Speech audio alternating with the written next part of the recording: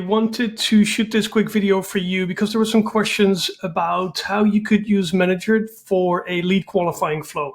I've got a lead qualifying flow. I'm in the process of updating it, but I just wanted to use this video to walk you through and show you what let's say the main elements are for a flow like this. Some stuff you need to take into account, some stuff you need to think about, and you can take it from there. Now, one of the first things you need to do is think about your naming conventions.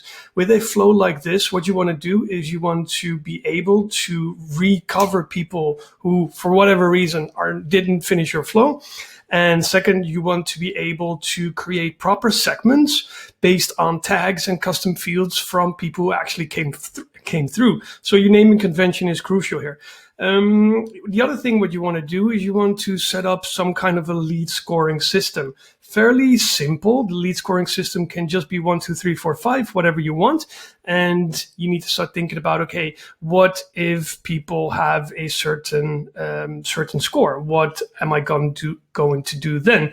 And the other thing what you need to do is you need to start off your flow, and I advise you to do this with any flow you build. Set a custom field for date and time that person, subscriber, actually entered your flow. This is going to help you use rules. Now, what you want to do is you want to add those tags you're going to use. You created in your naming conventions. You're gonna kick off with the first tag, lead qualifier started. This enables you to create a rule at some point where you say, okay, if somebody started the lead qualifier flow, but they didn't finish the lead qualifier flow, you can actually recover them. So just be aware of that you at least have a start tag and an end tag. What you want to do, you want to set the lead score to 0. So what you need to do first, you need to create that custom field, which is a number custom field, like here. So we already created the custom field. You can see the hashtag there, which is a number custom field. And upon opt-in, I set this number to 0. So this is my baseline. Again, I'm updating this, so we probably have a different opt-in here based on the features we have now available in ManyChat. Now, first thing I do here is I'm going to ask for the phone number, and I store that phone number in a system field. I'm not going to use this for SMS or anything else. That's why you don't see any SMS opt-ins and anything here. We could argue that this might not be the best question to ask upfront. Either way, I want to have something that enables me to get in touch with these people when they drop off versus just Messenger. Opt-in message, great, whatever it is. And then we set another custom field. Sorry. Start question 1. Now I know that somebody actually opted in, and I can use those tags and custom fields to create some kind of a funnel. In the end, a subscriber should have opt-in, answered all the questions, and qualified or disqualified. So just a quick rundown there. Now, I'm just going to walk you quickly through this. Question here is, hey, what is your industry? What industry are you in? I use quick reply. Here's why I use quick replies. For the simple reason, I needed more than 3 options, but also if you use buttons like this, someone can always go back and choose a different path. And in this scenario, I don't want to do that. When somebody clicks one of these quick reply buttons, which are these buttons right here, the choice, you're not able to go back and select something else. So let me just remove that. So that is the reason why I use quick replies. Somebody chose, let's say, e-com. Somebody tapped on the e-com button there.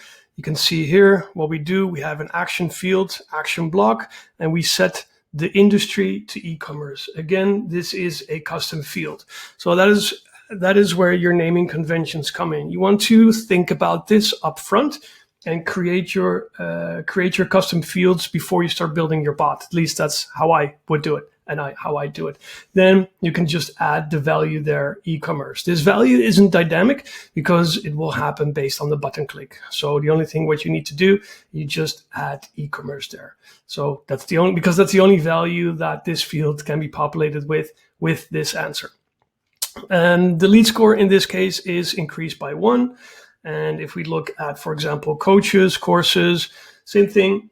we create a dedicated, we have the same custom field, the ASP industry. ASP is just an abbreviation for this specific flow. And we store the value based on the button click there in that specific field. So it's only one custom field, which can be populated with different values based on the user input right there. Again, in this scenario, the lead score is 0, or we increase the lead score by 0. We could even decrease the number.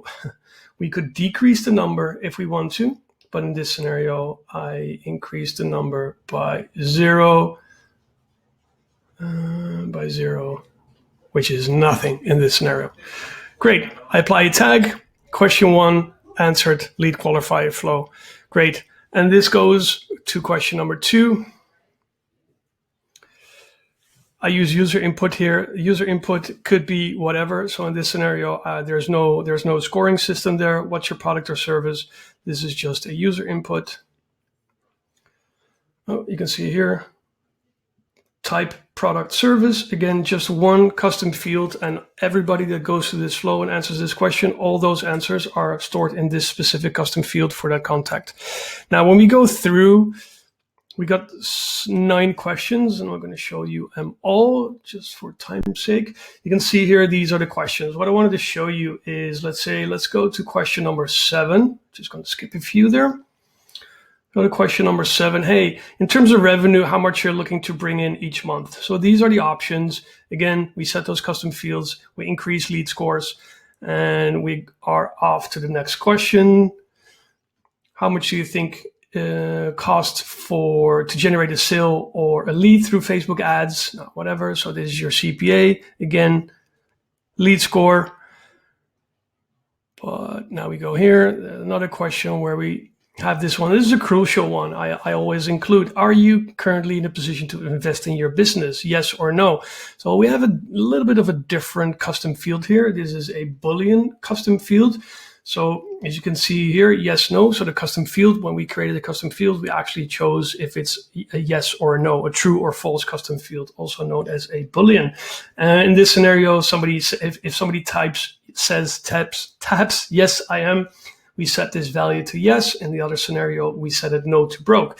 And now here's where the magic happens. What we want to do is we want to use conditional logic to enable somebody to actually book a call. So what we do here is we got 2 variables where we actually create this segment on all of the following conditions. So if the lead score is greater than or equal than 5, and this subscriber user actually told us that they are able to invest in their business is true, then they actually qualify. If the subscriber doesn't match these conditions, then they will be disqualified, and we'll put them to a separate flow. Now, in the scenario that somebody actually qualifies, what we do is we enable this user to book a call with us. You can see here at tag, qualified lead is yes. Based on this tag, we can create website custom audiences of those subscribers, people who actually qualified. So now we can just create website custom audiences of qualified leads. Now, a little touch of magic here. We want to we want to push towards a strategy call. So what we do here is, let me show you this. What we do is, in this scenario, we're using schedule once, but you can do the same thing with Acuity or Calendly. You can create dynamic URLs based on the seed URL, where you actually already parse the values you have from this subscriber inside of Messenger. And this just makes it a little bit, this makes it a lot easier, less friction for somebody to book a call, so they don't have to complete the form, because you already have that data. You got their name, you got their email, you got their ManyChat user ID, which you can use in all kinds of automations.